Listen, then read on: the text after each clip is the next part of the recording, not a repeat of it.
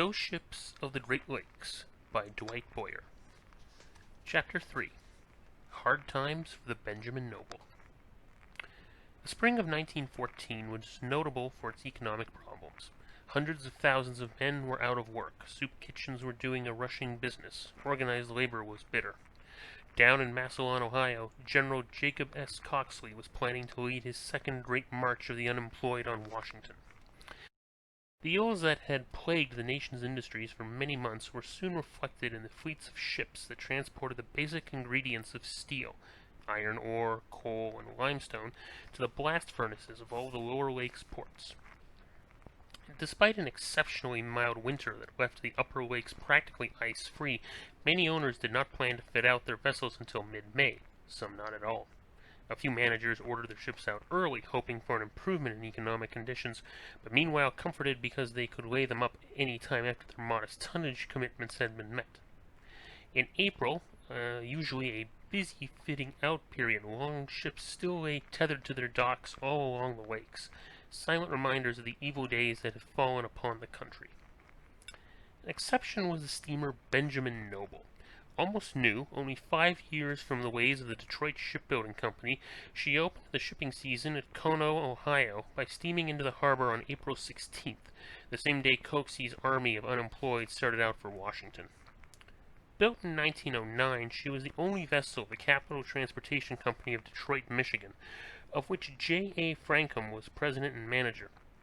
Obviously designed with the modest locks of the Welland Canal in mind, she was just over 239 feet long and slightly more than 40 feet of beam.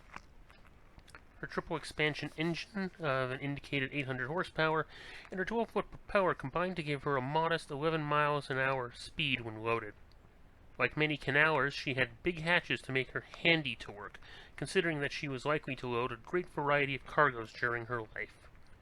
She was not big enough to carry iron ore profitably, but there were other commodities needing transportation, and the Benjamin Noble was ready and capable of carrying them. During the first 4 years of her existence, she had hauled stone, scrap iron, pulpwood, railway, iron, and coal. A great deal of coal. Mr. Frankham had been very energetic during the winter of 1913-14, lining up cargoes for the Benjamin Noble to haul during the spring and throughout the summer. The end result of one contract commitment reposed in a long line of railroad gondola cars spotted along Kono's Dock 3, railroad rails by the hundreds. They had originated at the mills of the Cambria Steel Company and were consigned to a railroad contractor who would take delivery at. Captain John Eisenhart was appalled. He had no idea of the total weight, but confided to a dock worker that the ship could scarcely be expected to take it all on one trip. Mr. Frankham, however, had left no doubt but that this was exactly what he expected. Moreover, he had indicated that the shipment was a rush one, was important in the light of future cargoes that might be anticipated as a result of prompt dispatch and delivery. As soon as the ship was securely moored at a point where the gondola cars could be placed directly at her side, the loading began. The canal-sized vessels, since they frequently took on and discharged cargoes where shoreside facilities did not exist, carried their own loading and unloading gear. The Benjamin Nobles consisted of lifting and swinging booms on her 2 masts, serving each of her 2 holds. The lifting capacity of the booms was not great, but sufficient to handle the rails one at a time. Each layer of rails had to be separated from the one below it by wooden blocking, which allowed room for the placing of lift slings when loading or unloading. More blocking had to be built up at the sides of each layer to keep the cargo from shifting in the beam C. It was slow and laborious work. Poor Captain Eisenhart must have been at his wits' end. After working up through the ranks for years, the Benjamin Noble was his first command, and this was his first trip in her as master. He obviously didn't like the situation at all. There was too much cargo to take in one voyage, scarcely enough to justify 2. He knew that Mr. Frankham had probably figured his costs rather closely in bidding on the business, and he would have been at a distinct disadvantage when competing with other shipping operators who had vessels large enough to take the entire load in one trip without an overloading problem. Yes, Mr. Frankham had probably done a neat bit of manipulating with his pencil, but he's expecting far too much of his ship, to say nothing of what he demanded of a captain who was in charge with the safety of his vessel and crew. Captain Eisenhart could, of course, resign his position and notify Mr. Frankham of his intention. It would take a lot of courage to quit before he had completed his first voyage as skipper. Economic conditions being what they were, hundreds of men with master's papers were ashore and at liberty. Many would welcome a chance to take over the Benjamin Noble and wink at what her draft marks registered. Mr. Frankham could have taken his pick. Captain Eisenhart would probably never again have an opportunity to command his own ship. The word would be out that he was undependable. Circumstances would never be aired, just the fact that he had quit. There would be serious doubts in the minds of prospective employers that he could withstand the pressures of command, particularly if his successor of the Benjamin Noble made a routine trip to Duluth with a cargo of railroad iron. It was not an enviable position, but Captain Eisenhart apparently concluded that he would not make a hasty decision that he would regret later. After all, the ship was just beginning to load. Perhaps when she was down to her full draft and much of the cargo still remained in the cars, it would be apparent even to Mr. Frankham that 2 trips would be necessary. Captain Eisenhart stayed aboard as the loading continued apace. The job proceeded smoothly enough, but compared to other cargoes, it was painfully slow. Each rail, after it had been lifted and carefully maneuvered into the hold, had to be inched up tight to the previous one with crowbars. Aware that a vessel of the modest length of his command would be prone to a pitching motion in a seaway, Captain Eisenhart made sure that plenty of blocking was placed between the ends of the rails and the bulkheads, including the one that separated the 2 holds. Each layer of rails put the steamer lower in the water. Her normal draft was 17 feet. When she was down to this mark, he gave no indication that he was aware of this information. One at a time, another layer of rails went aboard, and still another. The water lapped up to the 18-foot draft mark painted on the ship's stem and crept upward inch by inch. The Benjamin Noble had been loading for 6 days when Captain Eisenhart ordered his first mate to stop. 2 more cars of rails remained on the dock siding, but there they would have to stay. Their weight would have sunk the ship right there in her loading slip. She was outrageously overloaded. Nor had her condition escaped the notice of the workers on the nearby coal loading machines. They had been watching the progress of loading, and they expressed amazement daily as the rails continued to go aboard. A dock foreman commented to Captain Eisenhart that the ship looked dangerously low in the water. The captain's reply had been somewhat evasive. The foreman could only recall that he had said something about following the shore as near as possible all the way up the lakes. Another worker, when he heard his superior repeat the captain's words, was quick to reply, "Hell, he ain't going to get very far up the lakes." The Benjamin Noble finished loading on the evening of April 21st. Captain Eisenhart announced that he would sail on the following morning. The overnight delay was necessary because a big steamer would be loading a coal cargo at the dumping machine most of the night. Now was the logical time for any of the ship's crew who had second thoughts about shipping out on an obviously overloaded vessel to pick up their gear, demand their pay, and find other jobs. But there were no other jobs in the spring of 1914, and they knew it. From Captain Eisenhart on down to Watchman Earl Crawford, every man aboard who had any steamboating experience at all knew that the ship was in a dangerous condition. Chief Engineer A.C. Koger of Port Clinton, Ohio, must have been aware of the situation. It was his job as first chief engineer, and he was in no position to make an issue of something that was traditionally the master's responsibility. He must have felt that the Benjamin Noble could make the trip without harm, otherwise he would not have permitted his son, Frank, to ship on as an oiler. Firemen Otto Gunch and William Goulet, both of Toledo, were old hands, as was Paul Bolowaski, the second engineer. Steward John Coleman and Thomas Proud, second cook, had served together on many steamers and were undoubtedly aware of conditions. Perhaps they were, but they were also cognizant of the fact that, if they quit, they probably would not get another job. Not a man left the ship. Captain Eisenhart did not mail a crew list to Mr. Frankham, but William Ford, the shipping master for the Lake Carriers Association, attested that the ship left with a full crew of 18.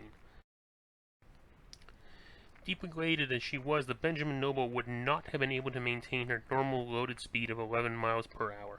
She was pushing too much water ahead of her for that. But at least Chief Engineer Koger could not complain that the aft end was not down deep enough for her propeller to get a good bite. The departure of the Benjamin Noble from Kano, unhindered and unchallenged, illustrated the vast changes that have come through the years. Today the owners would not be likely to find a captain who would take out a vessel so grossly overloaded, nor would they be able to muster a crew. The unions would take care of that.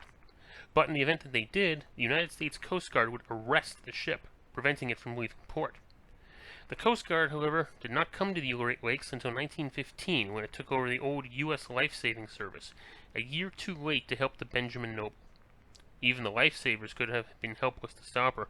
Their responsibility was saving lives after a disaster occurred. They had no maritime safety enforcement powers to prevent one from happening. It took the overburdened steamer 3 days to crawl westward on Lake Erie to Bar Point, snake her way up to the Detroit and St. Clair rivers, steam the length of Lake Huron to Detour Passage, and went a cautious course up the St. Mary's River to the Sioux.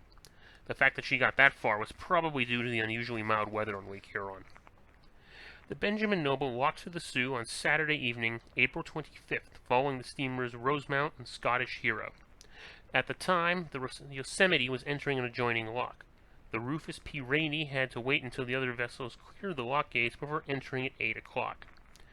They made virtually a parade of steamers as they found their way between blinking buoys up the winding channel of the upper St. Mary's River to Whitefish Bay and Gross Cap Light. Shortly after all 5 vessels had passed beyond sight of the locks and the weather signal tower, northeast gale warnings were hoisted. Captain Eisenhart could not have been aware of this. Had he known, he probably would have immediately turned his vessel and retreated back down the river to a sheltered anchorage.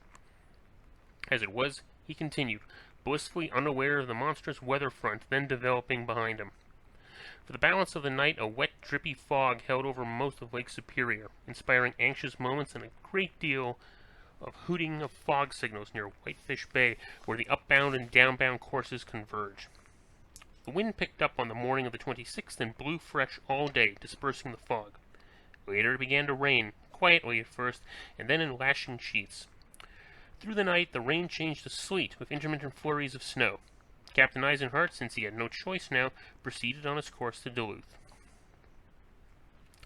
The northeast winds that came whooping across the width of Lake Superior from Whitefish Point to Michipicoten Harbor to romp westward the entire length of the lake began modestly enough on the morning of the 27th. By noon it was beginning to give evidence of being the worst spring gale in years. Coppermine Point to Eagle Harbor and on to the Apostle Islands and beyond, the seas began to build into a hostile gray mountains, growing in stature of each passing mile. Fortunately for Benjamin Noble, they were following seas. Even so, breaking rudely over her stern as they surely were, she must have been punished cruelly. Restricted by her heavy load to perhaps 8 or 9 knots or less, they would be overtaking and sweeping her with ruthless frequency. Her hatches had obviously been battered down with all the strongback she carried. Captain Eisenhart would have seen to that. He would have been thankful many times for the extra blocking he ordered between the rails and the bulkheads. She could not have withstood the seas long had they attacked her from another direction. Magnificently, almost unbelievably, the Benjamin Noble staggered on towards Duluth, almost a cork in a maelstrom. Shipping agents there had already wired the steamship companies about the severity of the storm. Many managers were advising their masters not to venture out into Lake Superior until the gale had blown itself out. Ore-laden vessels in Duluth Harbor either stayed tied up at the ore docks or anchored close in behind the shelter of Minnesota Point, the arm of land that sweeps out from the mainland to give the city its fine protected harbor. Seldom had winds of such velocity been experienced. Not far from where a dozen vessels lay swinging at their anchors with extra fathoms of chain out, a huge coal unloading machine with a roar of 100 buckling beams collapsed under the force of the gale, crashing down upon a steamer. In Duluth, dozens of store windows blew in, trees were felled, utility poles came tumbling down. Iron ore dust swept from hundreds of loaded hopper cars rose in red clouds and was driven into the pine-covered hills behind the city. Meanwhile, the Benjamin Noble, fighting gallantly, was coming on. After such a truly heroic battle against overwhelming odds, and only a couple of miles short of Duluth Harbor, the sturdy canaller certainly deserved a better fate than the one that befell her. The Duluth Harbor entrance is through a canal that bisects Minnesota Point. Concrete walls form its sides. On the lake end, piers serve day and night as a guide to the mariner. In 1914, both piers were lighted at night by kerosene navigation lights. During the height of the gale, early on the night of the 27th, seas that were climbing 10 feet over the canal wall put out the south light. The lightkeepers were brave men, but not foolhardy. To attempt to reach the piers to rekindle the light would have been suicide. The south light stayed out. Earlier, before the gale had reached its full-blown status, the steamer Minneapolis, loaded with lumber and shingles, had steamed out between the piers, downbound for Chicago. Her master had apparently reached his own conclusion that the storm would be of short duration, despite warnings to the contrary. Somewhere off the Apostle Islands, he had abruptly changed his mind. Minneapolis was making almost no headway against the oncoming graybeards and was in danger of structural damage. The captain decided to return to Duluth, a decision easier come by than implement. He finally got her turned around, but during the minutes the vessel was in the trough of the seas, the entire deckload of shingles was washed away. Pounding back towards the harbor with as much speed and dignity as he could muster, he was confounded to see only one pierhead lamp lighted. Was it the north or south light? The safety of the ship and crew depended upon exact knowledge. To guess wrong would be fatal. Every shipmaster on the lakes remembered what had happened to the Mataafa in broad daylight, in just such a gale as now raging. After striking bottom, she took a sheer to starboard, striking the north pier, after which she was carried away from the pier to go aground and break in half. 9 men in her after crew had frozen to death a scant quarter-mile from the mainland. Driven ashore by the wind and seas battering her from astern, the Minneapolis was perilously close to the canal when the bow watchman screamed, "Breakers ahead! Breakers ahead!" The Minneapolis turned just in time to avoid piling on Minnesota Point. On came the stout-hearted Benjamin Noble, with the determined Captain Eisenhart straining his eyes to see the pierhead lights through the driven scud and spume. What was that? Only one light? Where was the other one? Captain Eisenhart simply had to know. He guessed what had happened. One of the lights had been knocked out, but unless he knew which one, they might as well both be out. To guess wrong would have been the end of the Benjamin Noble and probably most or all of her crew. It was a fearful decision to make. Captain Eisenhart was unwilling to chance a guess. He took the only alternative open to him. He turned his vessel to starboard, risking losing her in the deadly trough of the seas he had been avoiding all the way up Lake Superior. Marine men feel that he must have held some faint hope of reaching 2 harbors, an important ore-shipping harbor about 25 miles northeast of Duluth. He really did not have a choice. The Benjamin Noble did not make 2 harbors or any other port.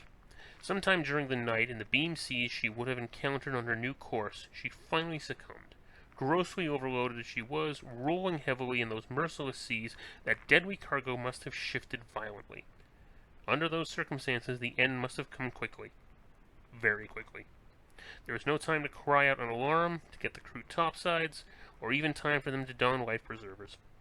Not a single member of the ship's crew was ever found, although the bold shoreline was searched faithfully for a couple of weeks. Walter Murray, patrolman with the United States Life-Saving Service, found 2 hatch covers on the beach at Minnesota Point late the next day. Subsequently, after the ship had disappeared, a couple of oars, lifebelts, and small bits of her pilot house were washed ashore. It was the consensus among the men who searched for her that she struck near Knife Island, not far offshore, where the sandbank terminates, there to capsize and slide off into deep water, trapping her crew within the hull. Storms and gales are enemies that well-constructed and ably manned vessels should be able to survive many times during their active lifespan. The Rosemount, Scottish Hero, Yosemite, Rufus P. Rainey, the Benjamin Noble's walk companions at the Sioux all managed to come through in good shape. For some hours concern was felt for the safety of the steamers William H. Truesdale, Willis King, F.T. Heffelfinger, and the James Laughlin, downbound in the same blow. All were accounted for when it was over. But they were not overloaded, had ample freeboard, and could successfully turn if necessary. All of them blessed with advantages denied the wretchedly overburdened Benjamin Noble. It is unfortunate that monuments are seldom erected to vanished ships. How appropriate if one could be built on that bluff and rugged shore at a point overlooking the cold blue waters off Knife Island. A suitable inscription might read, "Out beyond the surf, between the shore and horizon, lies the gallant ship Benjamin Noble and her people. Victims not of Lake Superior, but of economic ills of a year best forgotten, 1914. Epilogue. The wreck of the Benjamin Noble was discovered in October of 2004 by shipwreck hunters using side-scan sonar. It lies several miles off of Knife Island, in 360 feet of water. The ship sits upright in a channel carved by the ship when it hit the lake bottom. This suggests that it hit the bottom of Lake Superior with significant force, likely the result of the weight of the heavy cargo of rails combined with the weight of the water from the larger waves and the ship's still turning propeller.